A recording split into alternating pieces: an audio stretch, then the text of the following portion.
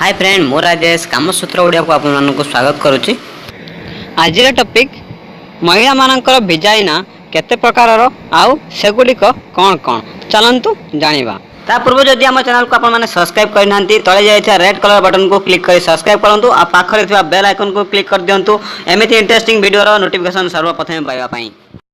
बहुत पुरुष मानक भिजाइनार प्रकार जना न थाए केमिति आपण आपणक पार्टनर भिजाइनार आकार जानिबे।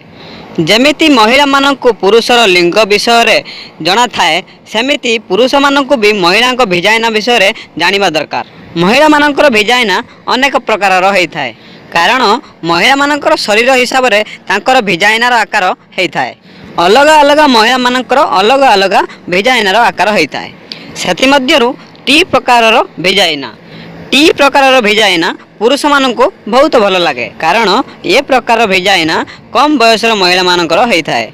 सेमिति लिप्स प्रकार भिजाइना ये भिजाइना भी पुरुष मानक बहुत भल लगी था कारण ये प्रकार भिजाइना नरम होता है। सेतिपाई पुरुष माने ये भिजाइना को बेसी किस करिथांती। वर्जिन भिजाइना ये प्रकार भिजाइना सही महिला मानक पाखर थाए जो महिला माने केबे भी सेक्स करि नथिबे।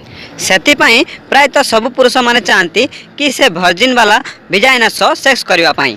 तो फ्रेंड ये थिला आज वीडियो कामसूत्र ओडिया सह जोड़ी रहंतु निज सेक्सुअल लाइफ को एंजॉय करंतु। वीडियो भल लागिथिले लाइक करबा को जमा भूलिबेनी।